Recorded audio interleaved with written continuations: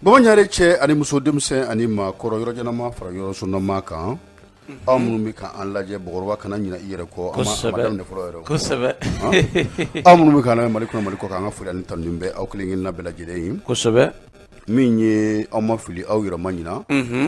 aw bɛ radio Manca FM kan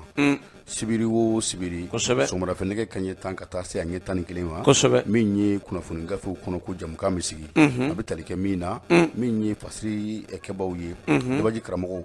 olu bɛ dɔgɔkun bɛɛ lajɛlen kɛ u bɛ min ye baara min mana i b'a ye k'a fɔ an bɛ an sɔnni da o de kan u bɛ baara min mana o ye jumɛn ye olu bɛ sɛbɛnni kɛ fɛn min kɛra dɔgɔkun kurukara kɔnɔna na an b'o fara ɲɔgɔn kan o bɛndɛgɛmɔ k'o di lamɛnbaaw ma lafiya e ko cogo di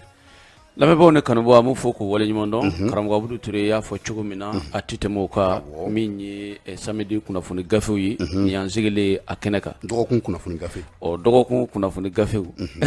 dɔgɔkun kunnafoni gafew kɔnɔko ok dɔgɔkun kunnafoni gafew kɔnɔko tabarikala nin y'an sigilen ye nin y'an cogolo ye o kɛnɛ kan ni Ala ka diɲɛ ye inchallah min ye baara taabolo ye Mɔdi Bakɔrɔba Konate MBK ka fara Abudu Ture kan an bɛ kuma so kɔnɔna na fan fɛ nɛgɛw karafe bamanan bɛ Jago Jalo bolo fulaw den min ye kana ko u bɛ bawo mukoro bolo waati in na min ye an ka baarakɛɲɔgɔnw ye ni o ye Mamadu Kolo Muhamadu Kolo ka taa se min ye Kulu Cɛnu ani fana tapelu bɛɛ lajɛlen b'an fɛ kuma so kɔnɔ yan donc an b'an sɔgɔ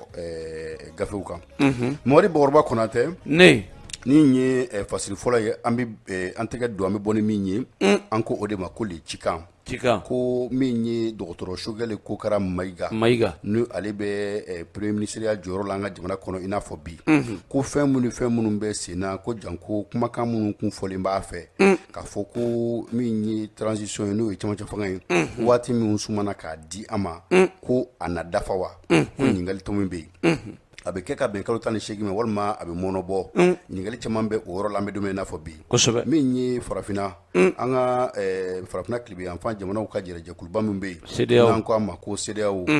min ye olu ka ciden o tun bɛ an fɛ yan nɔ k'a daminɛ septembre kalo tile 5 la ka taa bila a 7 la a ka nali bɛ fɛn min kan o de ye ka se ka sɛgɛsɛgɛli kɛ k'a ɲɛdɔn Mali yɛrɛ kɔnɔna na fɛn min camancɛ fanga ye kalo hakɛ min kun fɔla n'o kalo hakɛ dafala fɛn minnu bɛ yen n'o kan ka k'a kɔnɔna na k'o bɛ kundamana jumɛnw na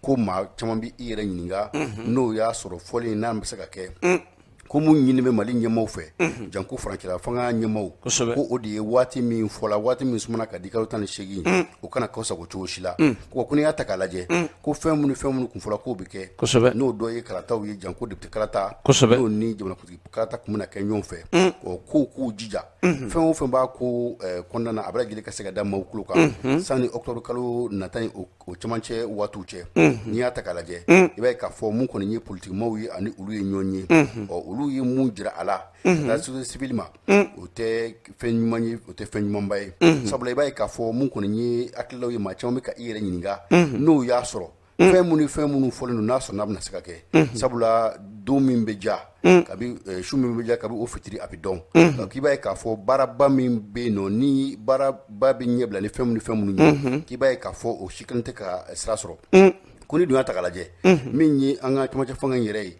charte mun bɛ a ko kunna ni o bɛ baara bɛ kɛ ni o ye kuma dɔw la ni constitution fana bɛ baara bɛ kɛ ni o fana ye kuma dɔw la k'i b'a ye k'a fɔ charte in sariyakisɛ filanan yɛrɛ ko in bɛɛ lajɛlen k'a kan ka tɛmɛ kalo 18 kan cogo si la n'i y'a lajɛ a kun fɔla ko o charte o na bonya Algérie bɛnkan sɛbɛn o na bonya ka taa se min ye kalo 18 ye o na labato kalata minnu kɛlen kalata ninnu bɛɛ lajɛlen bɛ kɛ ka taa kunteni jamanakuntigi kalata ye k'o bɛ kɛ février kalo la san 2022 nka ko an bɛ don min na i n'a fɔ bi maa bɛ i yɛrɛ ɲininka n'o y'a sɔrɔ ni fɔlen n'o na bɔ nka fɛn o fɛn kɔni ye wulikajɔ ni taa ni ka seginw ye Sogɛli Kokara Mayiga a tun y'a jira k'a fɔ ko bandaw ka fanga waatiw la ani Mukutari Wane ale mun tun ye premier ministre ye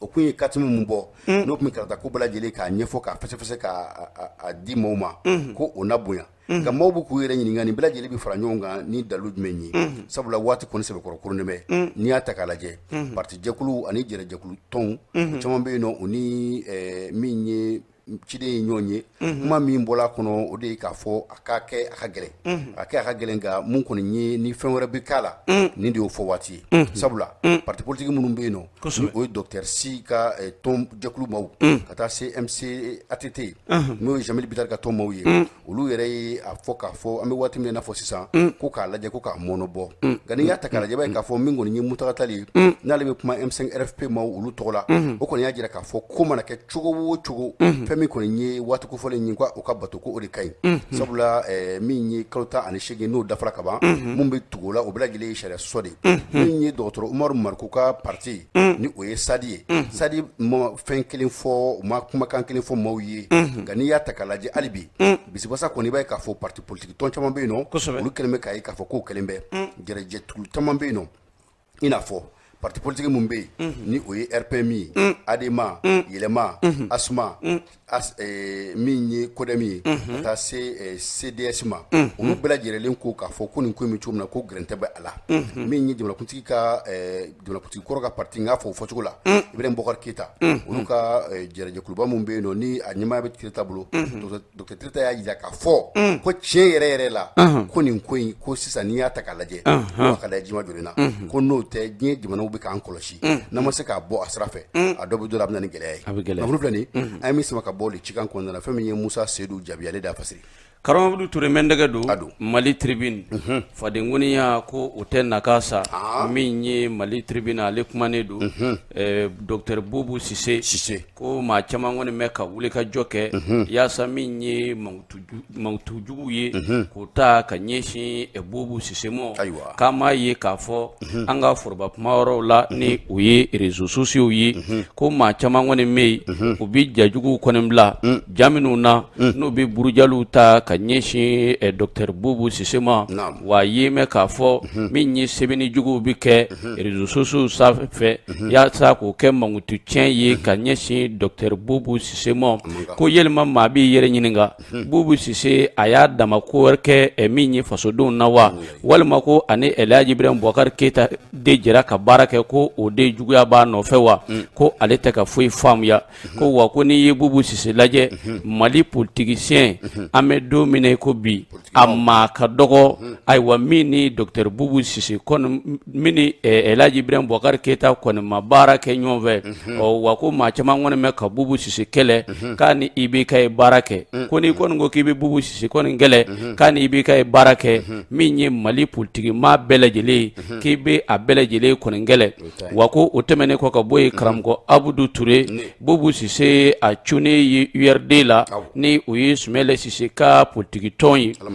a ye mɛ k'a fɔ maa caman kɔni bɛ yen ayiwa hali o tɔn fɛnɛ kɔnɔ olu kɔni bɛ ka maa caman ju ka mankutu walew ta ka ɲɛsin Dr Boubou Cissé ma k'u bɛ k'a jira k'a fɔ a ye jɔyɔrɔba minnu kɛ Elhaji Ibrahim Boubacar Keita ka fanga la ko min ye wari sonyɛnen kɔni ye ko o bɛ Dr Boubou Cissé kun wa ko k'a sɔrɔ Dr Boubou Cissé a kuma o kuma a b'a jira k'a fɔ kuma o kuma bɛ ka fɔ ale ma a bɛɛ lajɛlen ye ko ye wa ko tiɲɛ tɛ a kelen na a y'a jira k'a fɔ ale ye baara kɛ yɔrɔ o yɔrɔ a ma daminɛ Mali kɔnɔ dɛ a daminɛna Mali kɔ ni fasodenw bɛ se u bɛ se ka taa larawuli kɔni kɛ ale Dr Boubou Cissé a tɛmɛna yɔrɔ o yɔrɔ fɛ a y'a bɛɛ lajɛlen kɛ ni jɛlenya ni tilennenya ye nka ko fasiriba y'a jira k'a fɔ ko maa caman kɔni bɛ politique ko binakun kan k'olu yɛrɛ de sirannen don Dr Boubou Cissé ɲɛ k'o de kɛmɛ sababu ye u bɛ ka wulikajɔ bɛɛ lajɛlen kɛ yaasa min ye mankutu tiɲɛ ye ka o kɛ ka ɲɛsin Dr Boubou Cissé kɔni ma ko nka min ye dagandege kɔni ye ko maa tɛ se k'o bali a daka la ni fasiri kɔni kɛra Kureshi Cissé fɛ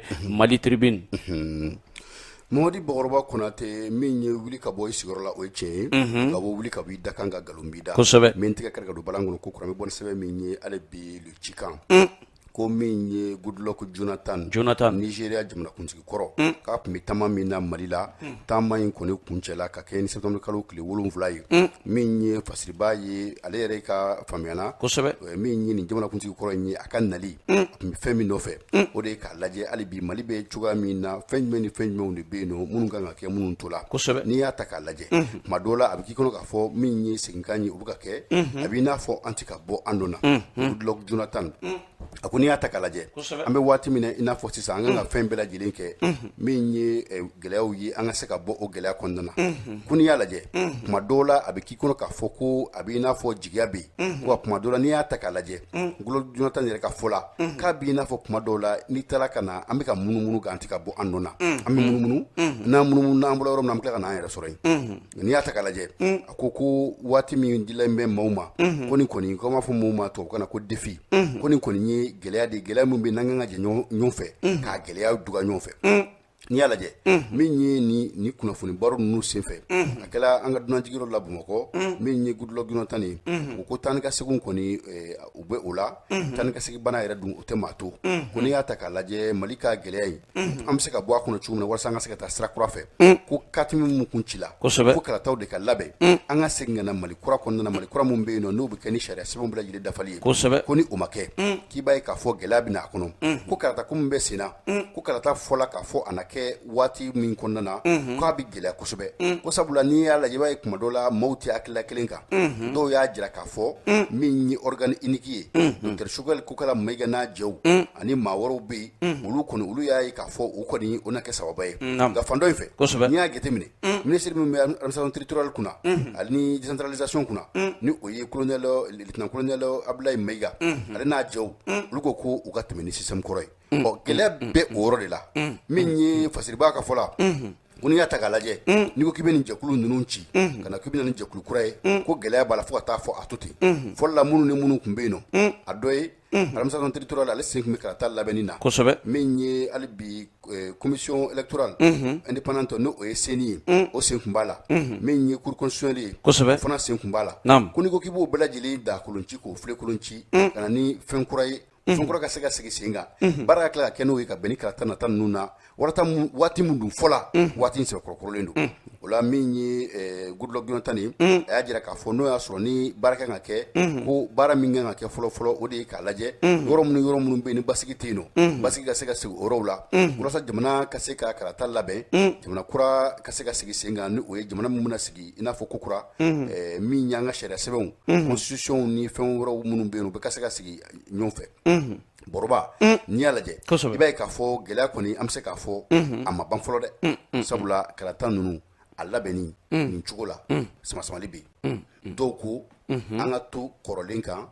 ministère de l'administration territoriale CENI cour constitutionnelle dɔw ko k'an ka kɛ organe unique bɛn ma kɛ o yɛrɛ la fɔlɔ est-ce que kalata est-ce que a kɛra fɔlɔ organe unique ko in karamɔgɔ Abudu Ture pas de commentaire s'il te plaît ok ni mun ye sɛbɛn min bɛ yen nɔ n'a y'a sama ka bɔ min ye le cikan kɔnɔna na min ye Musa Segu Jabi ale de y'a sɛbɛn mɛ n tɛgɛ don min ye l'indicateur de renouveau ale kumanen don ko CEDEAO mɔgɔw bɛ k'a ɲini furanjɛla fanga ɲɛmɔgɔ kɔni fɛ min ye Sumele Bube Mayiga a bɛ yɔrɔ min na k'a bɔ yen yaasa ka taa bila yɔrɔ la yɔrɔ min ni lakana ka bɔ yen o yɔrɔ la ka tɛmɛ kasobonba kan o de la sa CEDEAO mɔgɔw nin kɔni sɔrɔla u ka sigi fɛ sigi min ni a kɛrɛnkɛrɛnyana ka kɛ Mali kɔni kan ayiwa sigi in kɔni kɔnɔ u ye a yira k'a fɔ ko Goodluck Jonathan ale kɔni ye foli lase Mali ale furanjɛla fanga ɲɛmɔgɔ kɔni mɔ u bɛ wuli ka jɔ min na nin waati laban in na kɛrɛnkɛrɛnyana u ye waleya ɲuman min kɛ ni u ye Bandaw ani Muktar Wani ka tɛgɛ bɔ olu kan min ye Bandaw ka tila k'a bila a ka minɛn kɔnɔ u ye furanjɛla fanga ɲɛmɔgɔ kɔni fo ka u wale ɲuman dɔn o la o tɛmɛnen kɔfɛ u tilala k'u fo min ye basigi min na mɛ Mali kɔnɔ nin waati in na taama caman u ɲɔngirilen don k'u bɛ furanjɛla fanga ɲɛmɔgɔ fo ka da o fɛnɛ kan nka u y'a yira k'a fɔ min kɔni bɛ yen n'olu tɛ k'o faamuya cogoya si o ye de Sumele Bube Mayiga maa don ni a ye jɔyɔrɔbaw kɛ an ka faso Mali kɔnɔ n'a fɔra k'a fɔ o Sumele Bube Mayiga o minɛnen don ka t'o bila maaw kan maa nasugu bɛɛ lajɛlen i b'a ye k'a fɔ Sumele Bube Mayiga a ye waati jan kɛ gindo cakɛyɔrɔ la ni o ye sécurité d'État ye k'a bɛ se ka kɛ jatigɛ wale maa dɔw datugulen don kasobon kasubonba la wa k'olu bɛ se ka dankari Sumeli Bube Mayiga la k'olu kɔni m'a dɔn k'a fɔ Sumeli Bube Mayiga a bɛ yɔrɔ min kɔni na a n'o man kan k'a sababuya kɛ a yɛrɛ ye jɔyɔrɔ min kɛ a ye baara minnu kɛ Mali kɔnɔ ko fɛɛrɛ ni dabalika kɛ yaasa Sumeli Bube Mayiga u k'a bɔ Bamakɔ kasubonba la ka taa bila ka 1 na k'a bɛ komi min ye sécurité d'État ɲɛmaa kɔrɔ ayiwa ni o ye min ye général Jawara ye ale bɛ yɔrɔ min na ani maaba caman k'u ka fɛɛrɛ ni dabali kɛ ka taa Sumeli Bube Mayiga bila yen CEDEAO mɔgɔw y'a yira k'a fɔ ko olu ɲɛ bɛ ko dɔ fin na Bube ko in ko n'u m'a minɛ ni hakili ye k'a laban k'a bɛna ni gɛlɛyaba ye ka ɲɛsin furanjɛla fanga ale yɛrɛ labaara cogo ɲuman ma ko ni maa min bɛ jateminɛ kɛ ko kabini Bube minɛna k'a datugu min ye Mali sanfɛ kiiriso ye ni o ye Cour suprême ye ale baarakɛlaw yɛrɛ dama olu kɔni ka sɔ tɛ ka fin da kelen kɔnɔ k'a sababuya kɛ min kɔni ye jɛkuluba dɔ ɲɛmaa ni o procureur ka ɲɛmaa ye ni u b'a wele Cheikh Mohamed Cherifu Kone ale kɔni ye dunu ni bala kɔni da karamɔgɔ Abudu Ture k'a yira k'a fɔ waleya min kɔni bɛ ka kɛ min ye Cour suprême ɲɛmaa fɛ Timbo ko min kɔni ye ko sariya sɔsɔ kɛnɛkanda kɔni do koyi min se ko la ko o baara kɔni do ko ɲɔgɔn tɛ Sumeli Bube Mayiga sesi tɛ Cour suprême ye k'a wele k'a ɲininka min ye Madame Boire Fili Sisoko ye sesi tɛ Cour suprême ye k'a wele k'a ɲininka ko nin kɔni ye sa n'i ye Cour suprême ta o ye jamana jɔsenba dɔ ni o ye institution ye ko ni Haute Cour de justice sa k'o fɛnɛ ye jamana jɔsenba dɔ ye ni o ye institution ye wa ko a tɛ komi Cour suprême ka giri ka tɛmɛ Haute Cour de justice kan ko ale tɛ se ka min faamuya munna min ye Cour suprême maaw ye u yɛrɛw ka baara u selen tɛ k'o bɛɛ kɛ u b'o to yen ka taa min ye Haute Cour de justice ka baara ka taa u sen jɔkɔ don o la k'o kɔni ye waleya ye ale kɔni tɛna jɛn ni o ye wa ko ale n'a jɛw kɔni don o kɔni kɛlen sa CEDEAO mɔgɔw kɔni y'a yira k'a fɔ wa k'o dama tɛ koyi ko ne ye Mali baarakɛyɔrɔ caman da k'a ye mɛn k'a fɔ Bube ka jɔkɔ minɛni k'a bɛ ka maa caman dɔrɔ ko sɔni a ka na kɛ ni gɛlɛya ye u ka fɛɛrɛ ni dabali kɛ a bɛ kasubonba yɔrɔ min na Bube ye maaba ye wa min kɔni ye sigade kɛma la k'a fɔ k'a sen bɛ a la ɲɔgɔn tɛ kiiri ma tigɛ k'a fɔ ko Bube Mayiga ko dalu kɔni jɔra la k'a fɔ k'a ye wari kanu ganamu wa ko sɔni kiiri waatiw cɛ u ka fɛɛrɛ ni dabali kɛ ka Bube Mayiga bɔ kasubonba la yaasa ka taa n'a ye kan 1 na i n'a fɔ komi Mali maaba caman bɛ taa datugu yɔrɔ min kɔni na ayiwa ni fasiri kɔni kɛra l'indicateur de renouveau fasiri jɛkulu bɛɛ lajɛlen fɛ karamɔgɔ Abudu Ture Modi Bɔkɔrɔba Konate MBK n donna Mata Maliya ka fisa ni o ye mais n tɛgɛ don balan kɔnɔ n bɛ bɔ ni sɛbɛn ye sɛbɛn min bɛ yen nɔ ni an ko a ma ko la révélation ko dogolenw ko da kɛnɛ kan min ye fasiriba ye ni o ye JPS ye a ko an bɛ don min na i n'a fɔ bi olu bɛ nin baara in na waati min na min ye kunnafoni fasiri ye u bɛ ka baara kuncɛ waati min na ko kunnafoni nana bin tali k'a fɔ min ye Mohamed Cheikh Mohamed Cherifu Kone n'ale tun bɛ jɛkuluba ɲɛma min ye an ka jamana min ye procureur ani u jɛwɔrɔw ye olu ka jɛkulu ko a bɔla a nɔ na min ye fasirikɛba ye a ko n'i y'a ta k'a lajɛ ko min ye maa min tɔgɔ bɛ ka fɔ nin ye ni o ye Cheikh Mohamed Cherifu Kone ko min ye procureur don a bɛ jɛkulu min ɲɛma o ye association malienne des procureurs poursuivants ye o ko a ma damasurunya kan na ko AMPP ko n'i y'a ta k'a lajɛ u bɛɛ lajɛlen bɛ taa ɲɔgɔn sɔrɔ jɛkuluba dɔ kɔnɔ o ko mun ma min ye référence syndicale ye des magistrats ni a damasurunya kan ye min ye faire Sima ye ko n'i y'a ta k'a lajɛ ko nin ye avocat ye u b'a fɔ mun ma ko premier avocat général n'a bɛ Cour suprême n'a bɛ o gɛrɛfɛ k'a bɔla a jɔyɔrɔ la a bɔla a jɔyɔrɔ ni sariya sɛbɛn min ye o de ye décret numéro 2021 min ye tiré 0585/PM-RM ko o kɛra ka bɛn ni septembre kalo tile 8 ye ko n'i y'a ta k'a lajɛ ko a bɔla a jɔyɔrɔ la a bɔla jɔyɔrɔ la min ye maa wɛrɛ o sugandi la jamana ɲɛmaa fɛ n'o ye fanga ɲɛmaa ye colonel Ashimi Goïta ko n'i y'a ta k'a lajɛ k'i b'a ye k'a fɔ nin ko in kɛla ka bɛn ni sariya sɔba ye sabula ko laban minnu kɛla i da bɔra ka don a kuma na min ye Sumailu Bube Mayiga ale minɛni n'i b'a ye k'a fɔ o kɔni bɛ ka na ni gɛlɛya wɛrɛw ye an ka jamana kɔnɔna na ko i b'a ye k'a fɔ nin kɔni kabini Bube minɛna min ye Sherifu ye k'a kɔni wuli kajɔ caman kɛ a y'a jira k'a fɔ k'a kɛra sariya sɔsɔ ye ko sariyatigiw dun ka baara la k'i b'a ye k'a fɔ sariya dɔw bɛ yen nɔ minnu yɛrɛ b'a to sariyatigɛla kan ka to makun na o makun o bɛ kɛ sababu ye e min minnu bɛ baara kɛ i ka olu yɛrɛ don bɛrɛ la sabula n'i kumana cogo dɔ la dɔrɔn i b'a fɔ e b'i yɛrɛ bɔ ka maa tɔw coron fasibaa ko n'i y'a ta k'a lajɛ k'i b'a ye k'a fɔ nin ko in kɔni nin t'a siɲɛ fɔlɔ ye sabula kuma caman n'i ye Sherifu ta k'a lajɛ ni o ye Sheikh Mohamed Sherifu Kone ko n'i y'a ta k'a lajɛ ko kuma caman min ye kiriw ye n'a kɛla a bɛ bɔ a b'a ka hakilila fɔ nin kiri kɛra nin yɔrɔ la nin man ɲɛ kuma fɔ nin yɔrɔ la sariyatigiw fɛ nin man ɲɛ k'i b'a ye k'a fɔ min ye jamana kɔnɔna na ni maaw bɛ bɔ ɲɔgɔn kɔrɔ janko kiritigɛlaw k'a bɛ kɛ ni gɛlɛyaba ye sabula kuma dɔw la maa minnu bɛ yen nɔ ni anw ma kalan kalanbaaw olu bɛ ɲɔgɔn na o kuma dɔw la maaw b'u yɛrɛ ɲininka sɔrɔ maa min ta ye tiɲɛ ye ko waati laban in na maa minnu minɛ dasela a kuma ma ni o ye Bube Mayiga ka taa se n'i ɲininka madame Buhari Fili Sisɔkɔ k'a bɛɛ lajɛlen sɔrɔla olu ka minɛli ko de fɛ sabula n'u minɛ furadama a nana ni gɛlɛya min ye gɛlɛya fitinin tɛ sabula fan o fan i b'a ye k'a fɔ ɲɔgɔn samasamaw bɛ yen nisɔngoya tamaw bɛ kɛ ɲɔgɔn lajɛraw bɛ kɛ maa dɔw b'u ka dusumangoya jira ni ko dun bɛ nin cogo la i b'a ye k'a fɔ min kɔni ye u jɛw ye bɛɛ lajɛlen faralen bɛ ɲɔgɔn kan walasa a k'u ka lajɛ ji ɲɛma jɔlen na nka an bɛ don min kɔni na i n'a fɔ bi minisiri min bɛ yen nɔ ni o bɛ kiiri kunna ka taa se adamadenya hakɛ lafasaw ani min ye kasobon o koɲɛw bɛɛ lajɛlen kunna ni o ye n'i ɲininka ayiwa minisiri Kasoge o Kasoge n'ale kun ye pôle économique ɲɛmaa kɔrɔ ye i b'a ye k'a fɔ nin ko in kɔni a bɛɛ lajɛlen kɛla a tɛ kɛ ale ɲinɛ ma Kasoge b'a kalama min ye jamana ɲɛmaa ye n'ale kɔni ye sɛbɛn min signé ka ban Mahamudu Kasoge ale ban t'a la kosɛbɛ o jɛlen min kɔni ye nin n'a ɲɔgɔnna ko an b'a ye k'a fɔ a kɔni na to a ka jɔyɔrɔ la ni o ye min ye association in ɲɛmɔgɔya nka mun kɔni ye premier avocat ye Cour suprême kɛrɛfɛ ko min ye Sherifu Mohamed Kone k'a bɔra o jɔyɔrɔ la dɛ mun ye sɛbɛn ye sɛbɛn min bɛ yen n'a y'a sama ka bɔ la révélation kɔnɔ min ye JBS ale de y'a fasiri ko commentaire tɛ yen wa ayi commentaire tɛ an ka taa karamɔgɔ Ture ne bɛ n tɛgɛ don l'histoire de Bamako ko n'i tora k'i pan kotigi kunna a laban e na panko caman kɛ min ye an bɛ taa lɔgɔliko bunakun kɔni kan min ye baki kɔni ye min ɲɔgɔnna ma deli ka k'a la kabi Mali kɛra Mali ye k'o de bɛna kɛ ɲinan karamɔgɔ Ture awɔ ayiwa karamɔgɔ Ture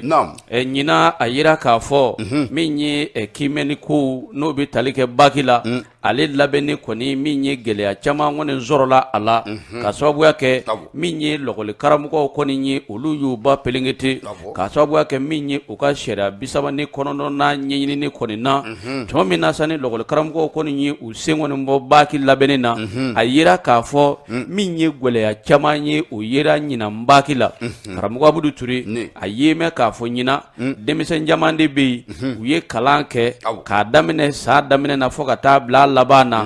baki la lisi min bɛ bɔ a ye mɛn k'a fɔ denmisɛn caman kɔni bɛ yen olu tɔgɔ kɔni ma ye baki lisi la ma min na ni o kɔni kɛra min ye denmisɛn dɔw kɔni ye olu bɛ ka kasi n'a fɔra olu ye saakulu y'o min bɛɛ lajɛlen kɛ k'a kɛ lesɔnda la k'a kɛ kalanso ta la yaasa min ye baki ye olu bɛ se k'o kɛ cogo min na n'a fɔra k'a fɔ baki lisi bɔra olu tɔgɔ tɛ o la o kɔni ye denmisɛn caman tɔɔrɔ wa min ye u mansaw fana ye u y'olu tɔɔrɔ mansa caman kɔni bɔra ka kunnafoniyaw di k'olu kɔni tɛ se ka nin faamuya cogoya si mun na olu denw dara kalan kɔni na san bɛɛ lajɛlen la baki la olu denw tɔgɔ ma ye lisi la u ye denmansa caman tɔɔrɔ o de kɛlen sa minisiri min ka baara bɛnnen bɛ kalanko ale kɔɲɔw ɲɛnabɔli kɔni ma ale kɔni bɔra ka kunnafoni di kɛ kunnafoni di senfɛ a y'a yira k'a fɔ min ye fili tɛ baasi ye nka n di segin kɔ o de ye baasi ye a y'a yira k'a fɔ min ye Mali yɔrɔ dɔw kɔni na a yira k'a fɔ denmisɛnnin minnu kɔni bɛ yen ni sago kɛra u tɔgɔw kunna n'u ma se ka baki kɛ min ye olu ka baki kɔni ye ayiwa o kɔni bolodara ka bɛn ni septembre kalo tile 13 nata in ye san 2021 sa fasiriba kɔni y'a yira k'a fɔ min ye madame Sidibe Dedo Usumani ko ani lɔgɔli karamɔgɔw a ka fɛɛrɛ ni dabali kɛ ani lɔgɔli karamɔgɔw ka don da kelen fɛ ka bɔ da kelen fɛ ko ɲɔgɔn de min ye a ka baaraw kɔni na fili ko kɔni dina ban a ka baaraw la ni fasiri bɛɛ lajɛlen kɔni kɛra l'histoire de Bamako fasiri jɛkulu bɛɛ lajɛlen fɛ karamɔgɔ Abdou Touré. Mamadi Bakɔrɔba Konate ne min ye an b'a fɔ mun ma ko siɲɛna ne bɛna si kɔngɔ na bi o fɔ kuma tɛ da kuma ye kosɛbɛ n'i y'a ta k'a lajɛ commentaire fitinin bɛ se ka kɛ nin na o sabula an kun y'a fɔ a don n'a ma ɲɛ n'a kɛra nin cogo la examen spécial ka organiser o ye an y'a fɔ a ka kɛ cogo la cogo min fana ye cogo bɛɛ la ɲuman ye walasa denmisɛnnin ninnu u kana to min ye gɛlɛya kɔnɔna na Mamadi Bakɔrɔba Konate min tigɛ gosi ka don balan kɔnɔ i bɔ ni sɛbɛn min bɛ n'an ka ma ko indépendant min ye kanabila ko an ka taa au conseil des Maliens lectureurs la n'i y'a ta k'a lajɛ min ye barolasigi ye o kɛla nin dɔgɔkun furancɛ in na barolasigi min bɛ yen n'o kɛla jɛrɛjɛkulu dɔ fɛ jɛrɛjɛkulu min bɛ yen nɔ ni o ye au conseil bureau maa minnu bɛ yen nɔ ni o ye bolofara min bɛ Gabon u ka conseil de base min bɛ yen nɔ u k'a ma ko Kumaga ko olu n'u ka min ye sɔrɔnadonba ye ko u ye barodalasigi kɛ barodalasigi tun bɛ fɛn min kan au conseil des Maliens lectureurs bureau sigi ko min tun bɛ sen na ko gɛlɛya minnu b'a kɔnɔna na a kɛla ka bɛn alamisa ma min ye kunnafonidilaw tɔgɔlaso min bɛ Mandakurakaw fɛ yen nɔ maison de la presse k'i b'a ye k'a fɔ mɔgɔw kɔni kɛla k'o fɔ i n'a fɔ dakɔnɔ ɲi kunnafoni tun bɛ fɛn min nɔfɛ kunnafonidilaw bɛ kunnafoni de ɲini sanga a n'a ka waati olu kɛla ka yɔrɔ fa fɛn min ye Abdul Danbele ye Fasiriba ko n'i y'a ta k'a lajɛ ko wulikajɔ kɔni a kɛla min ye Mamadu Meri Jawara na ale ye conseil de base Kumaga maa ye ka bɔ Gabonkaw fɛ yen nɔ o n'a ka sɔrɔnadonba ko fɛn min ni fɛn minnu tun bɛ yen nɔ ko a bɛɛ lajɛlen kɛla ka bɛn fɛn min ma ko de ye kiri so min bɛ sigida 6nan na commune 6 k'i b'a ye k'a fɔ kiiritigɛlaw olu ye hakilila min bɔ k'a bin a kɛ ni satɔnni kalo tile 6 ye k'u y'a jira k'a fɔ Abibu Sila ko wulikajɔ min kun kɛlen b'a a fɛ janko bureau bɛɛ lajɛlen ka se ka ɲɔgɔn sɔrɔ Mali la min ye bureauba ye o ka se ka sigi san 5 o san 5 baara min bɛ kɛ k'i b'a ye k'a fɔ ko caman kun dula a ko jula ko si kun tɛ a dɔ ye miliyɔn tanko kuma min kun fɔla k'o kɛla gɛlɛya daminɛ ye k'o y'i bɔ a la k'i b'a ye k'a fɔ an bɛ don min n'a fɔ bi ko Abibu Sila min ye a bɛ sigi jamana min kan ni o ye Gabon jamana yɛrɛ ye k'a bɔla o jamana kan k'a bɛ san fila a n'a kunkanfɛn bɔ o dun ka sariyaw la ko sariyaw b'a jira k'a fɔ ni maa min bɛ yen n'i bɛ jamana min kɔnɔna na k'a fɔ i bɛ kuma ni o tɔgɔ ye n'i bɔra o jamana kɔnɔna na ka san 2 kɛ ka ban i tɛ se ka jate min ye o jamana den fɛ sabula tɔn ninnu sigilen bɛ sariya minnu kan n'i ye san 2 kɛ jamana min kɔnɔ a bɛ i n'a fɔ e ye Mali i kɛla Maliden min ye Maliden tɔw n'a n'u bɛɛ ka kan n'i y'a ta k'a lajɛ Fasiriba ko n'i y'a ta k'a lajɛ ko min ye Abibu Sila ye k'a yɛrɛ nana to yen ɲɛmaaya la cogo di k'i b'a ye k'a fɔ wulikajɔw ni taa ni ka seginw bɛɛ lajɛlen kɔfɛ ko ka kɛ ni san 2009 ye ko Abibu Sila ko a y'a ka mandat fɔlɔ kɛ au conseil ɲɛmaaya la o tɛmɛnen kɔfɛ min ye a ka mandat min dal'o kan o kɛla min ye 2014 o kun kan ka ban 2019 waatiw la k'i b'a ye k'a fɔ san 2 bɛɛ lajɛlen kɛla folofolo la k'a sɔrɔ min ye mandat kura t'a bolo k'a sɔrɔ baaraw bɛɛ lajɛlen a bɛ k'olu kɛ k'a sɔrɔ nin n'a ɲɔgɔnnaw la tɔn ninnu sariya minnu b'a la ni nin fɛn n'a ɲɔgɔnnaw kɛla a bɛ ɲɛfɔ de a ka faamuya ni fɛn wɛrɛ minnu bɛ kɛ o ka kɛ tuma dɔw la i b'a ye k'a fɔ fɛn minnu bɛ kɛ ka bɛn a ma a dɔw bɛ yen i b'a sɔrɔ maa si si t'a la nka ni o ma ɲɛfɔ a bɛ kɛ sariya sɔsɔ ye ko k'an bɛ don min na i n'a fɔ bi ko min ye tribunal maaw ye k'u ye kiiri bɔ k'a bin ko Abibu Sila a bɛ tɛ se ka au conseil ɲɛmaaya ɲini a sen tɛ se ka a ɲini ko sabula n'i y'a ta k'a lajɛ maa caman bɛ yen nɔ i b'a k'a fɔ olu kumana n'i ye Mamadu min ye Madi Kulubali ko min an bɛ don min n'a fɔ bi ko Abibu Sila ko jɛrɛjɛkulu bolofara minnu bɛ Gabonkaw fɛ yen nɔ ni o ye Kumaga ye k'a t'o ɲɛmaa ye bilen n'i dun bɛ kɛ ɲɛmaaba ye k'o b'a sɔrɔ i bɛ yɔrɔ min na jamana min kan o jamanadenw de bɛ danaya da i kan i kana kuma olu tɔgɔ la e bɔra yɔrɔ min na ko n'o ka danaya tɛ kan bilen e na se ka jɛkuluba ɲɛmaaya ɲini i tɛ se ayiwa kunnafoni fɛn nin an ye min sama ka bɔ indépendant kɔnɔ maa min y'a sɛbɛn o de ye Abdul Danbele indépendant fasiri jɛkulu maaw an m'u fo karamɔgɔ Abdou Touré ne bɛ n bolo don l'événement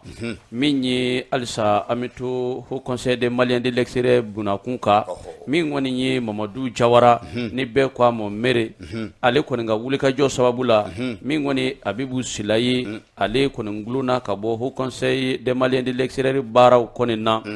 ka sababuya kɔni kɛ min ye Abibu Sila ye a bɛ se waati jan min ye fɛlɛw ni dabalijugu a bɛ k'o bɛɛ lajɛlen tigɛ yaasa min kɔni ye maa caman kɔni ye olu kana se ka u kanbɔ haut conseil ɲɛmaaya kɔni nɔfɛ kɛrɛnkɛrɛnnenya la an ka tunkarankew ka jɛkuluba min bɛ yen donc o kɛlen karamɔgɔ Abudu Ture ko a kɛrɛfɛmaa caman bɛ yen olu kɔni kumana fɛ kari e bɛ ka baara ta cogo min na n'an dora ka taa tan a laban bɛ kɛ fili ye e yɛrɛ ye ɲɛmaya sɔrɔ cogo min na k'a sɔrɔ kow taabolo bɛ cogo min na n'i y'a to yen a dɔw la kow bɛ nɔgɔya nka ni e nana ka wari dɔ jɔkoya fara a kan k'a kɛ de n'i b'a fɛ k'i kanbɔ o conseil ɲɛmaya nɔfɛ i kɛra ɲɛmaa ye o i ma kɛ ɲɛmaa ye o miliyɔn dan a tɛ segin i ma ɔ k'o de bɛna kɛ sababu ye ka gɛlɛya kɔni don i ka jɔyɔrɔko la o de kɛlen sa min kɔni ye dunun ni bala o caman kɔni mɛ a bɛ bisila kɔni nɔfɛ a bɛ se waati jan min ye maa dɔw fɛnɛ olu bɔra Gabɔn ka n'a yira k'a fɔ a bɛ bisila taabolo min kɔni mɛ a la n'a tora a kan a laban Haut Conseil mankan kɔni a bɛna bonya o de la min ye an ka fasoden minnu sigi mɛ Laginɛ jamana na komi karamɔgɔ Abudu Ture i bɔra k'a fɔ cogo min na olu kɔni bɔra ka dunun ni bala ta k'a yira k'a fɔ min ye a bɛ busila ye a tɛ se ka kɛ Haut Conseil maa ɲɛmaa ye bilen a tɛ se k'a kanbɔ a nɔfɛ k'a sababuya kɛ olu yɛrɛ ka sariya kɔnɔna na i n'a fɔ i bɔra k'a fɔ cogo min na n'i ye san 2 kɛ min ye i taara jamana min na k'a sɔrɔ i ma se a bɛ komi i tɛ jate o jamanadenw fɛ bilen o de kɛlen sa min ye Gabɔnkaw ye olu wulila k'u jɔ u y'a yira k'a fɔ min ye dalilu nasugu bɛɛ lajɛlen bɛ u bolo k'a yira k'a fɔ a bɛ Gusela ale tɛ se k'a kanbɔ o de kɛlen sa min ye Mamadu Jawara ne bɛɛ ko mere ale ka wulikajɔ kɔni sababu la min ye a bɛ Gusela ye ɲɛmaaya ɲini nata in na ale kɔni tɛna se k'a kanbɔ cogoya si ne fasiri in bɛɛ lajɛlen kɛra Iyama Jalo fɛ l'événement kɔnɔ. Min ye Mamadi Bɔkɔrɔba Konatɛ n'a fɔra ko an ka taa o bɛ nkalon kɔrɔbɔ min tɛgɛ don balan kɔnɔ i bɔ ni sɛbɛn min bɛ yen nɔ n'an ka ma ko Nouvel Horizon Mamadi Bɔkɔrɔba Konatɛ ɲɛdankura ko fɛn jumɛn de bɛ yen min ye dɔgɔtɔrɔ ye ni o ye Docteur Alu Dunbiya ye min ye ko mun de ye a sɔrɔ n'ale tun ye an ka jamana ɲɛmaaya so m'a fɔ ma ko présidence n'ale tun ye o secrétaire général kɔrɔ ye k'i b'a ye k'a fɔ nin ko in kɔni kɛra balinakoba ye Docteur Kalilu Dunbiya ne lajɔli kun kɛla jumɛn sisan tɔgɔ in ma Docteur Kalilu Dunbiya min sarala Jawo ye ok Dunbiya Docteur Kalilu Dunbiya ni maa min hakili b'a la i b'a ye k'a fɔ min kɔni ye an ka jamana kɔnɔna na min ye gouvernement kura min sigila n'a gouvernement ka baara ma bɔ kari la ka tɛnɛ sɔrɔ n'a cila o don kelen fanga d'Afrique la don min na maa min ye o gouvernement lisi karandɛ ko o de ye Docteur Kalilu Dunbiya ye n'i y'a ta k'a lajɛ i b'a ye k'a fɔ nin ko in kɔni kɛra kamanagankoba ye ka kɛ ni tɛnɛndon Sɛbɛnni kalo tile 6 ye i b'a ye k'a fɔ maa dɔw balila ka kibaruya jɛnjɛn k'a fɔ ko min ye ni Dunbiyakɛ ye ka a tunnen bɛ i b'a ye k'a fɔ nin ko in kɔni kɛra balinakoba ye maa caman na maaw y'u yɛrɛ ɲininka nin ko kɛra cogo di nka seere sɛbɛnw ka taa se dasɛbɛnw ma olu ye a jira k'a fɔ ko in kɔni ko bisibasa ko b'a la ko sabula ko kunnafoni kunfɔlɔ minnu dila k'i b'a ye k'a fɔ a kɛla n'a fɔ tacaw de don tayaw mun kɛla a la ko o kɔni ko ye dabalibankoba ye maa min ni ɲɔgɔnna jɔyɔrɔ kɛ jamana kɔnɔ jamana min kɔnɔna na k'i b'a ye k'a fɔ wulikajɔw ni tan ka segiw kɔni i b'a ye k'a fɔ o tɛ ban nka mun ye nin n'a ɲɔgɔnna ye jamana kɔnɔna na k'a bɛ maa sɛbɛkɔrɔ siran u ko n'i y'a ta k'a lajɛ somaw kɔni olu dabali banna sabula kunnafoni jɛnjɛnnen fɛn min ye somaw ni masurunamaw ani baarakɛɲɔgɔnkɔrɔw ni u n'a ɲɔgɔnnaw olu bɛɛ lajɛlen ye kunnafoni jɛnjɛ k'i b'a ye k'a fɔ an bɛ don min na i n'a fɔ bi a minɛna nka a minɛna a bɛ jɔn de bolo jɔn y'a minɛ kibaruya ma di o kibaruya jɛlen ma di maa ma Amadi fasiriba ko ko n'i y'a ta k'a lajɛ ko a minɛna a ka so ni kalanyɔrɔ de ni ɲɔgɔn cɛ ça o ye enlèvement de ye Mali parce que mɔgɔ bɛ ɲinɛ fɛn dɔ de kɔ mɔgɔ mana kɛ mɔgɔ nation o nation ye mɔgɔ si tɛ bonya jamana ka sariya batoli ma mɔgɔ si tɛ bonya minɛli ma ni sɛgɛsɛgɛli bolo kan don bɛɛ bɛ se ka minɛ kosɛbɛ nka a kana kɛ ka mɔgɔw latunu a kana kɛ ka mɔgɔw ta yaw o de ye gɛlɛya ye o de tɛ sariya ye ni mɔgɔ bɛ minɛ tuma dɔw la kiiri tigilamɔgɔw b'a fɔ a ye karisa minɛ sɛbɛn bɛ kɛ kosɛbɛ i somɔgɔw bɛ ladon yɛrɛ karisa a bɛna a yɛrɛ bila kiiri ka bolo kan a bɛ anw karimasannakaw de bolo nka a mana parce que i b'a dɔn ni gɛlɛya ye min ye e hakili b'a la waati min na min ye fondation El Farouk a ɲɛmaa minɛna waati min na mais mɔgɔw siranna parce que an fɛ yan nɔ cakɛda dɔw bɛ yen nɔ minnu ka baara ye nin ɲɔgɔnna minɛ nation ye bon n'a kɛla olu de y'a minɛ wa n'a kɛla bandiw de y'a minɛ wa hali mɔgɔ de bɛ se ka tunu ka sanni san kɛ mɔgɔ t'a cogo dɔn o ye tiɲɛ donc u ka mode opérateur u ka falen u k'a yɛlɛma Fasiriba ko ko n'i y'a ta k'a lajɛ k'i b'a ye k'a fɔ kuma dɔw la nin n'a ɲɔgɔnnaw i b'a ye k'a fɔ nin de bali ka kɛ a minɛnen ka daminɛ tɛnɛn na ka n'a bila fo tile 3 o de kɔ kunnafoni kɔni sɔrɔla ka jɛya dɔɔni k'a fɔ min ye nin secrétaire général kɔrɔ in ye mun bɛ an ka jamana ɲɛmaayaso n'a bɛ o ko fɔ présidence n'a ye baara kɛ bandaw ka waatiw la kosɛbɛ n'a yɛrɛ waati jangi présidence la ka kɔn o ɲɛ ka tila ka baara kɛ bandaw bolo i n'a fɔ secrétaire général ko i b'a ye k'a fɔ an bɛ don min na i n'a fɔ bi k'i b'a ye a bɛ bolo min kan ko o de ye min ye service de renseignement ye sécurité d'État SE ça c'est un problème ça non ça c'est un problème moi je pense que hali an bɛ jamanaba minnu ladege ni o ye américains ni français ye olu ka service ni fɛn minnu bɛ yen nɔ je crois que n'i b'i minɛ i bɛ se ka taa i b'a sɔrɔ i minɛ yɔrɔ la mɔgɔ bɛ bɔ a kalama mais a bɛ se ka kɛ ninnu de y'i minɛ karisakaw de y'i minɛ mais i bɛ nin yɔrɔ kelen na tuma dɔw la hali o yɛrɛ bɛ dɔn kosɛbɛ mais yan nin ye mun ye non ni gɛlɛyara parce que a bɛ to nin minɛ nation na mɔgɔ wɛrɛw bɛ taa mɔgɔw minɛ bandiw ni fɛngɛ wɛrɛw don a ti ɲɛ dɔn kosɛbɛ a ti ɲɛ dɔn donc docteur Kalilu Dunbiya a bɛ yɔrɔ min na bɛɛ ka bɔ a kalama o de ka d'an ye a bɛ nin yɔrɔ de la a bɛ sɛgɛsɛgɛli a ka bɔ nkunu Bube ma minɛ yan Bube minɛna o Adama Sangare dun a minɛna mɔ t'a ka so yɛrɛ awɔ Bakari Togola tun tɛ yan bon u bɛɛ jamana mɔgɔbaw de ye n'a fana minɛ ni sɛgɛsɛgɛli bolo kan de don a ka fɔ mɔgɔw ye numu ye sɛbɛn ye min ye an y'a min sama ka bɔ nouvelle horizon kɔnɔ ɲɛdan kura min ye a ka fasila maa min fɛ o de ye Demba Kɔnde ye ɔ Fasiriba ale kun ye gɔrɔnin kɛ k'a jira k'a fɔ min ye avocat ye ko o de ye wulikajɔ kɛ an bɛ don min na i n'a fɔ bi an ka jamana kunnafonidi so dɔ kan o de kunnafoni bɛ o de da mun y'ale ka sɔnnadonba ye donc n'o ye Cheikh Umar Konare non ça c'est un problème Cheikh Umar Konare de ni kunnafoni peut-être b'a sɔrɔ ale ka sɛgɛsɛgɛli bolo kan a bɔlen bɛ nin kan donc ni gɛlɛya yɛrɛ de an bɛ dugawu kɛ Kalilu Dunbiya ala ka segin n'a ɲumanya ka denbaya la ala m'o kɛ inshallah Mɔdi Bakɔrɔba Konate sɛbɛn i tɛgɛ don n bɛ n tɛgɛ don karamɔgɔ Abudu Ture min ye i ni maa caman bɛ jɛ n'a ka di n'a koyara i ti maa caman ye an bɛ taa Lagine Konakiri min ye Alpha Condé a minɛnen ka bɔ fanga la a yɛrɛ ka politiki tɔn k'u bɛ k'a janfa dɛ kelen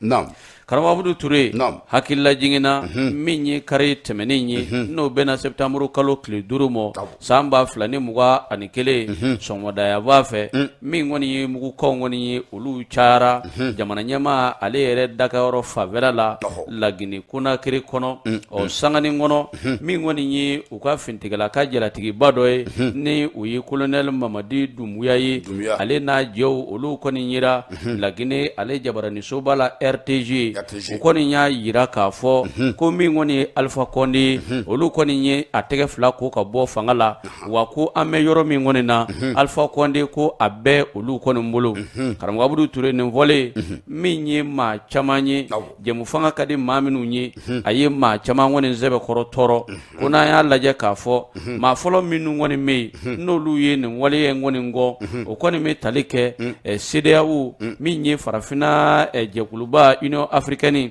min ye l'Amérique jamana ye Faransi jamana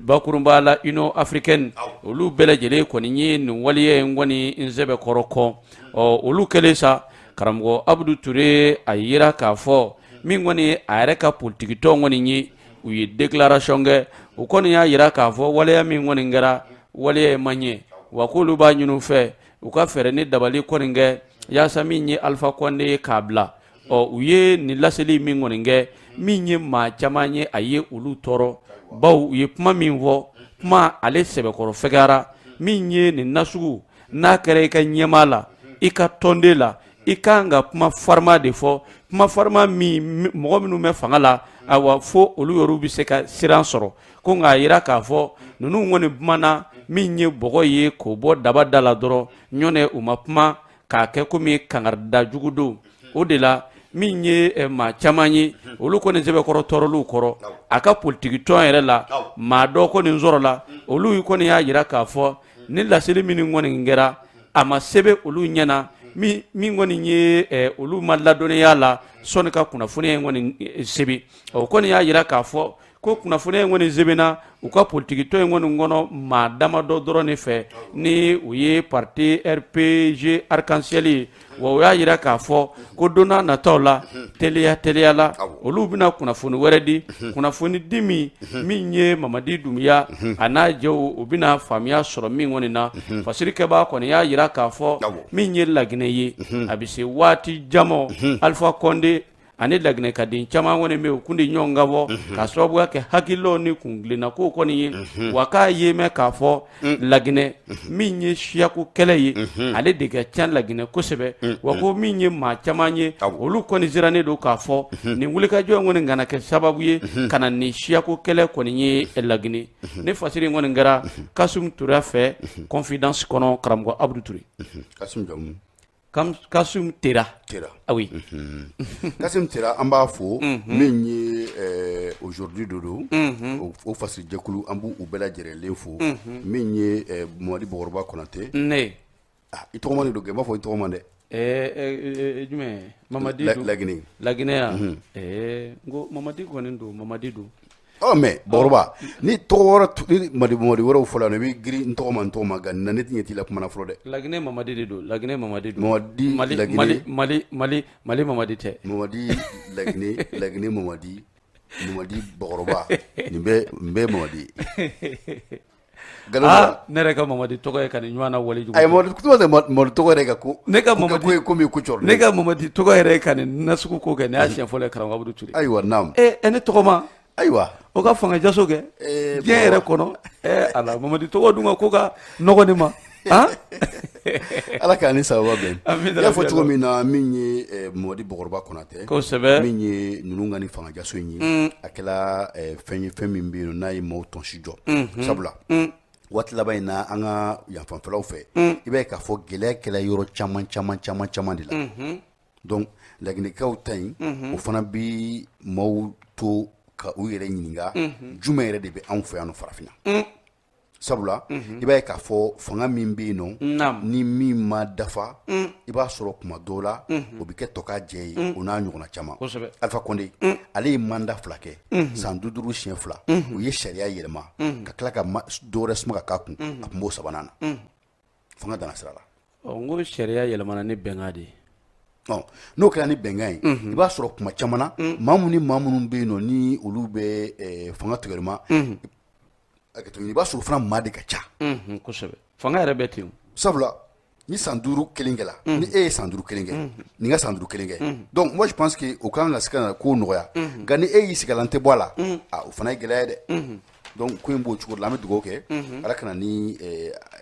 sika foyi u ni ɲɔgɔn cɛ kosɛbɛ président yɛrɛ bɛ yen nɔ nka maa minnu kɔni n'olu tanyana Bɔkɔrɔba an bɛ dugawu kɛ ala ka hinɛ u la gɛlɛya dɛ amin rabi Allah garde présidentielle gɛlɛyara yɛrɛ maaw fa la a gɛlɛyara mɔgɔw fagara yɛrɛ ni u bɔra la wa i b'a dɔn Mamadi n ko Alpha Condé yɛrɛ de y'ale wele ka na force spéciale créer k'o ɲɛmaaya d'a ma a b'a force spéciale ko la sa force spéciale ko in n'a tora nin mɔ e k'o tɛna dabila wa min fɛnɛ kuma an fɛ yan hakili la IBK yɛrɛ y'o créer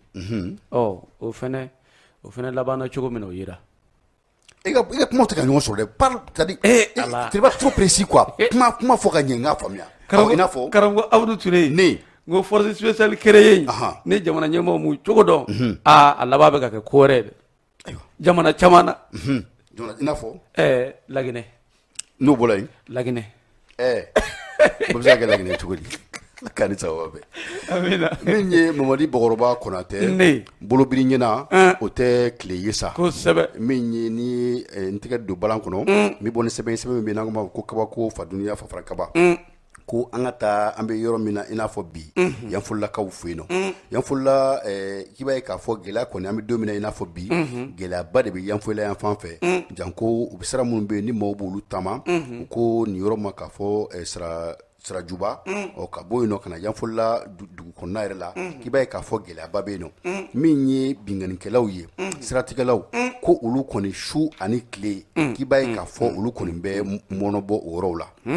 o ka kɛ ni septembre kalo tile fɔlɔ ye i b'a ye k'a fɔ suranɛgɛ kaɲɛ 21 sanga 19 waatiw la ko mun ye garde nationale maaw olu bɛ munumunu salo min kɛ k'i b'a ye k'a fɔ o kɔni tala bi ni bamanci ninnu kan an k'a fɔ min ye karatumaw ni o ye bandibaw ye ko u ye u tɛgɛkala kɛ u kukala ye maa min ni maa minnu don olu de filɛ nin ye k'i b'a ye k'a fɔ maa min yɛrɛ bɛ ko in bɛɛ lajɛlen ɲɛma k'i b'a ye ko o de ye Musa Dia Musa Dia ale yɛrɛ ye laginikaden de ye n'i y'a ye k'a fɔ ale ni maa wɛrɛ minnu bɛ jɛla olu de ye olu ye malidenw ye k'i b'a ye k'a fɔ mun kɔni ye wulikajɔ ye u ye baara in daminɛ Musa Dia Jakite Jakite de don Musa Jakite ko wulikajɔw daminɛnen ko sɛgɛsɛgɛliw kɔni bɛ sen na an bɛ don min na fɔ bi ko mun kɔni bɛ yen n'o donna ka ban ko gendarmerie mun bɛ yanfolila dugu kɔnɔ n'o o ye yanfolila BT ye k'i b'a ye k'a fɔ olu kɔni y'a ye k'a fɔ ninnu bɛ nin baara la a bɛ waati caman bɔ sabula kuma caman min ye tamadenw ye yɔrɔw ni ɲɔgɔn cɛ k'i b'a ye k'a fɔ gɛlɛya a b'u sɔrɔ gɛlɛya mun b'u sɔrɔ maaw bololafɛn bɛ daraki u la min ye joginniw ye ani fɛn wɛrɛw i b'a ye k'a fɔ olu bɛ kɛ kuma caman na ko nin minɛnen k'a bɛ kɛ sababu ye ka ŋɛniba de bɔ tamadenw jan ko minnu bɛ dugu fila ni ɲɔgɔn cɛ ka bɔ olu sen na ko ni Musa Jakite yɛrɛ ta k'a lajɛ denmisɛnnin fitinin de don koyi sabula si bɛ san 35 bɔ ɲɔgɔn la n'o y'i bɔ a la k'i b'a ye k'a fɔ wulikajɔ ni fɛn minnu bɛ yen n'a bɛ kɛ a fɛ k'a kun kɛlen bɛ ka kɛ sababu ye ka sigi yɛrɛ de gɛlɛya sigida maaw bolo ani minnu bɛ jɛla a b'i n'a fɔ sɛgɛsɛgɛliw kɔni bɛ sen na sabula kuma dɔw la n'i ma kɛ zon ye n'i kɛra zon bolofɛn sanbaga ye i ye zon ye dɛ sabula zon n'a bolofɛn sanbaga a bɛ lajɛlen ka kan min ye Bugu Jara ye a ko ɲɛfɔli ani sɛgɛsɛgɛli n'a bilara da min na ale b'o fana ta k'o da an tulo kan kunnafoni filɛ nin ye an ye min sama ka bɔ min ye kabako kɔnɔna na Bugu Jara de y'a sɛbɛn Karamɔgɔ Abdou Touré ne bɛ to kabako kɔnɔ halisa min ye bakɔrɔni nege ko de b'a abumusi kɔni bala mɔni kɔni nako ye ko an bɛ to ɲɛfɔli la halisa min kɔni ye kojuguba ye ale kɛra ɲɛfɔli la Karamɔgɔ Abdou Touré min ye alamisa ni u bɛ na septembre kalo tile 2 mɔ san 2021 tɛmɛnen nɛgɛ kaɲɛ 22 tɛmɛnen ni sanga 30 ye min ye u ka nisɔndiyayɔrɔ dɔ bɛ yen ni u b'a wele ko Jɛnɛba ka bari ɲɛfɔli la bari so awɔ ayiwa bisimila Jɛnɛba ka bari yanfɔli la n'a kɔni fɔra ne y'i ko k'i jɛ yanfɔli la Sekoroni n'i ma se Jɛnɛba ka bari la Sekoroli fɛn ninnu ka dugu to ye mɔgɔ fɛn kɛ ayiwa an ka taa n'a ye muso in kɛ n t'a fɛ k'a fɔ ayiwa tabarikala Jɛnɛba ka bari wasolo Sekoroni ko Sekorilen min ye bari in kɔni ye yanfɔli la ale n'a a nɔkandugu bɛɛ lajɛlen la ne y'i ko k'i jɛ k'i pari su ma na ko n'i kɔni ma se Jɛnɛba ka bari kɔni na yanfɔli la i ma taa diɲɛ yɔrɔ si o de la sa min kɔni ye bari in kɔni ye nɛgɛ kaɲɛ 22 tɛmɛnen ni sanga 30 ye bari a nana fa i n'a fɔ ko dakɔnɔɲi min ye minikɛlaw ye olu bɛ ka mini kɛ min ye yɔrɔ wɛrɛ taabaw ye olu bɛ ka dɔngabɔ kɛ ayiwa min ye dɔnkɛlaw ye Karamɔgɔ Abdou Touré olu kɔni bɛ k'u yuguba Karamɔgɔ Abdou Touré u tora yuguba la jama bi pange walaki min kɔni ye kamalennin dɔ ye a sisa bi t'i jɔ san 17 bɔ ɲɔgɔnko la a falen gulɔ la tewu a sina ka min ye marifa bɔ a kun dɔnkɛlaw k'u to dɔnkɛ la n'a y'a ɲɛsin yan fɛ jama la a b'a fɔ ko pusugu a b'a ɲɛ bɔ yen a b'a sin yan fɛ a b'a fɔ pusugu min kɔni ye a kɔni ye a ka marifa kisɛ bɛɛ lajɛlen ci o bannen kɔfɛ min ye marifatigi ye maa bɛ se ka gɛrɛ o la wa ni maa y'a essayer k'a b'a minɛ a bɛ marifa da ɲɛsin o la ayiwa o tigi kɔni o bɛ a yɛrɛ ɲini a laban min ye nin kamalennin ye a y'a ka moto kɔni da ka boli tuma min na sa n'a bolila a yira k'a fɔ maa 5 olu kɔni banana nka a ye mɛn k'a fɔ muso minnu bɛ baara kɛ sufɛ komi sufɛ baarakɛlaw dɔw bɛ hôtel ni fɛnw na olu bɛ se ka wele cogo di bamanankan la hôtel la ina fo k'a sɔrɔ a ma mɔgɔw tɔɔrɔ kɛ minnu ka baara ye musomaninw minnu bɛ baara kɛ sufɛ ka taa u yɛrɛ fɛn jama na nin yɔrɔ ninnu na mɔgɔkɔrɔba e ka kuma la fiɲɛ de ye nin ye i b'a fɔ ko duguba jabaw e ye kuma in faamuya a bɛ ninnu tɔgɔ fɔ caman b'u tɔgɔ fɔ u b'u tigɛruma ala k'an ni sababa bɛn duguba jabaw o maa fila kɔni sunkanaw kisɛ ye kelen minɛ a kɔnɔ na kisɛ ye kelen minɛ a disi la min ye cɛ minnu fana bɛ dɔnkɛ la maa saba kisɛ ye olu minɛ o kɔni kɛlen u ye fɛɛrɛ ni dabali kɛ teliya la min ye yanfolila labitani zoba ye ka taa u kɔni bila o yɔrɔ la nka mɛ nin yɔrɔ in min na min ye yanfolila gendarmew kɔni ye olu bɛ wulikajɔ la yaasa min ye kamalinin ye bolo a bɛ se ka da ka cogo min na ni fasiri in kɔni kɛra min ye bugu jara fɛ k'a fɔ ko fadunuya fafaran kaba wɔrɔma kuma in faamuya dɛ e ka kuma na sisan o kɔrɔ de ye kamalen min ye nin ko kɛ a ma minɛ wa a ma minɛ o a bolila de mɔgɔ si ma karamɔgɔ Abudu Ture n'i ko k'a ye mugu ci fo mugu banna mugu bannen ni maa min ko k'a bɛ gɛrɛ a la kisɛ t'a kɔnɔ dɛ mais maa t'o dɔn karamɔgɔ Abudu Ture mɔgɔ dɔw kana jɔ ka kisɛ ci sa ne karamɔgɔ Abudu ko k'a bɛ gɛrɛ a la n'a ko ayiwa n'i gɛrɛla na kisɛ b'a kɔnɔ dɛ ne ka karamɔgɔ bɛ gɛrɛ wa n bɛ gɛrɛ karamɔgɔ Abudu kana gɛrɛ bakɔrɔba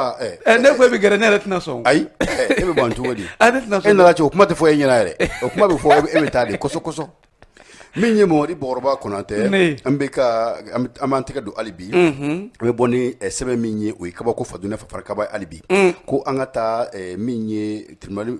an ka sigida 4 na u ka kin min bɛ yen nɔ n'an b'a wele k'a fɔ Sɛbɛnnikɔrɔ yanfan ninnu i b'a ye k'a fɔ gɛlɛyaba kɔni bɛ o yɔrɔ la commissariat du 9e arrondissement ko o polisiw k'u y'u tɛgɛ da nangaraba dɔw kan ko nin ko kɛla ka bɛn ni min ye dimanche don o tɛ kalo tile 29 ko sɔgɔmadafɛ nɛgɛ su kolenba dɛ su kɔtɛ ɲɛtɛ waati 4 heures du matin k'i b'a ye k'a fɔ nin bandi ninnu u ma 4 kun don u ye dankari kɛ denmisɛnnin dɔ la min ye mun kun b'u bolo o de kun ye marifa ye min ye kamalen ye a bɛ s'u ma waati min na u kun bɛ kin min na o ye kanajigila yɔrɔw ye san 19 kamalenin yɛrɛ kun bɛ o la su araba kojo ko kamalen bɛ se u ma waati min na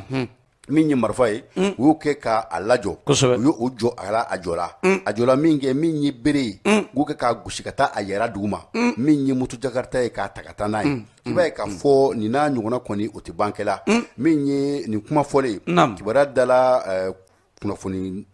tigiw ni ɲininka maa caman bɛ yen nɔ olu ye kibaruyaw u y'a cari kibaruya cari-carilen min kɛ 9e arrondissement ma olu tulo donna a la olu fana ye wulikajɔ kɛ walasa ni maa ninnu o bɛ se ka ye cogo min na k'i b'a ye k'a fɔ u ye wulikajɔ min kɛ u nana ye k'a fɔ min ye ni maa ninnu ye u sigida bɛnnen bɛ yɔrɔ min ma o de ye Sɛbɛnnikɔrɔ Kanajigila ani Kɛnzanbugu ye wa a maa 4 bɛɛ lajɛlen minɛna an bɛ don min na i n'a fɔ bi min ye commissaire divisionnaire Santigi Kamisogo ye ale n'a ka cɛdenw ko u ye o tɛgɛ ko kukala ye an bɛ don min na i n'a fɔ sisan u bɛ sariya ka bolo kan i ma nin o maaw k'u hakili to u yɛrɛ la jakarta kɔni bɛ e bolo sufɛ hali minnu yɛrɛ ka jan yɔrɔ bɛ yɔrɔw la dugu jamana yɛrɛ sécuriser tɛ kuma tɛ dugu ma bolimafɛn ko an k'a lajɛ an ka segin k'a lajɛ an ka lajɛ dɛ nin kun ye sɛbɛn ye sɛbɛn min bɛ yen nɔ n'an y'a sama ka bɔ min ye kabako fadunuya fafara kaba kɔnɔ min ye bugu jara ye ale de y'a fase an b'u fɔ k'u waleɲuman dɔn tabarikala waati kɔni nin y'ale sɛbɛkɔrɔ tɛnkuni ye min ye Bubakari Fɔnba n'o ye an yɛrɛ baarakɛɲɔgɔn ye ONG Mali Health la olu kɔni ale n'a furumuso u ye an sɔn den na sɔgɔmada joona in na denkuni kɛla ala ka den ala ka fɔn ka bɔ mɔ ala ka yelen kɛ an ta ye n'an bɔra yen Mali ambassade kɔnɔ an bɛ taa yen Korowari Mohamed Kane alias Madi Kane k'an ka foliba ye le grand diplomate an b'a fɔ k'a waleɲuman dɔn tabarikala